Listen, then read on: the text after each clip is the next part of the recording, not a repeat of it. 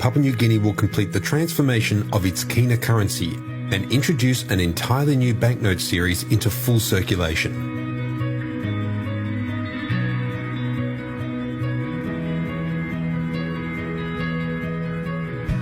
We've undertaken the transformation of our currency from all paper notes. We became the first country outside of Australia to move to polymer. And of course, working with Note Printing Australia has been a very successful partnership for us. The relationship with Bank of Papua New Guinea goes back a long way. Bank of Papua New Guinea started introducing a polymer circulating banknote in 1991. Pleasingly, Note Printing Australia was the printer on that polymer banknote, being the pioneer in polymer banknote printing. So it's a long-standing, very, very special relationship, and one that Note Printing Australia is very proud of. One of the things that Bank was looking for at the time was to ensure the notes lasted longer than paper notes. The handling of banknotes in Papua New Guinea, people just squeeze them and put them in their pockets and all that, so that it tears out very fast. And being a very tropical country, the rainfall in Papua New Guinea is plentiful, so paper has been a very difficult one. With the polymer, the plastic withstands those kind of conditions. Around 2014, the bank wanted to reform their currency. Well, there were two key objectives of this project: to rebuild the size of the notes to be common in their height, but also introducing new security features. We had earlier a lot of confusion on the sizes of the banknotes because they're all the same, both in width and length. So people now can tell the difference between what's a 2 Kina compared to what 100 Kina is. When they were all the same, it was very, very difficult. The resizing is all around its efficacy in the field and its ability to be sort of more efficiently managed by cash handling devices, ATMs and vending machines and so on. To address the issue of counterfeiting, we have to work together with our counterparts of Note Printing Australia to come with a lot of security features that makes it complex for counterfeiters to copy or counterfeit our banknotes. Since we moved to polymer, we have no cases of any counterfeits. The lower denominations have got a feature called OVI. It's an optically variable ink that changes color depending on the angle of view.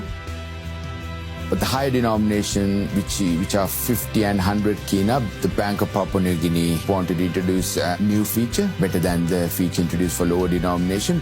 So we introduced for the very first time at Note Printing Australia a feature called Spark Live True Spin. It's a screen-printed feature. The feature is a colour shifting ink. So you'll see on this series it's applied to the window, so combining the Spark feature with a clear window, as we've done for this series, it adds a layer of complexity that's very, very difficult to counterfeit. With the introduction of the new security features, PNG continued to have one of the most secure, durable banknote series in the world. Uniting the people is very important. We see currency as a uniting factor, and by bringing in some of those traditional features of each of the different regions, to have them on a note that is circulating around, people can reflect back on it and feel being of one country. Note Printing Australia feels very privileged to be able to provide banknotes to the people of Papua New Guinea that display their culture and heritage, not only to them, but to the rest of the world.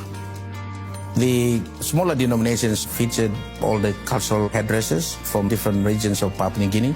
In a lot of cultural shows or festivities, people get into those headdresses, traditional costumes, and perform different ceremonies.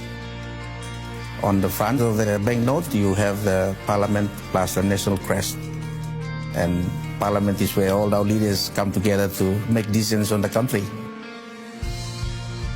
The national crest portrays a bird of paradise, which is a very unique bird found in Papua New Guinea. We use it also on the national flag, so that's how important that bird of paradise is. And it's sitting on a kundu drum with a spear. The kundu drum is a very common instrument that we use for our traditional festivities. The spear symbolizes a lot of things about survival for our people. So I think brings together, or together with a better prize, the symbol of unity for the country. From the 2 Kina all the way up to 20 Kina, you see a lot of these traditional costumes from different parts of or regions of Papua New Guinea. From 50 Kina, the most important feature of that one is the founding father of the nation, which is Michael Sumare.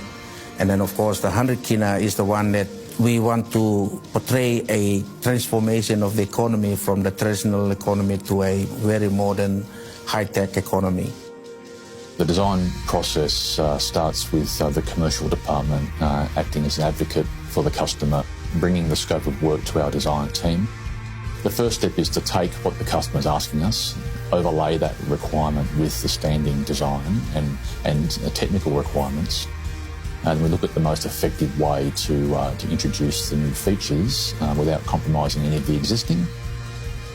So a conceptual design is to express to the customer graphically what they've asked for in words generally. And the customer will then sign off on that proxy. From that approval step, the artwork is generally securitized. So we build the security screens, the patterns, the production artwork. And it's that artwork that then transitions into manufacturing. The QC department is a department that really polices quality over the other activities. So QC are supporting what we call in-process quality checks. So they're supporting the printers and the print team around quality checks whilst the job is running. They're supporting the what we call the single note inspection process right at the tail end of the production process, when the notes are being quality assured at a single note level. We feel with customers such as P&G, long-standing customers, we have a strong sense of duty to give them the best value and the highest quality and security banknotes that we can.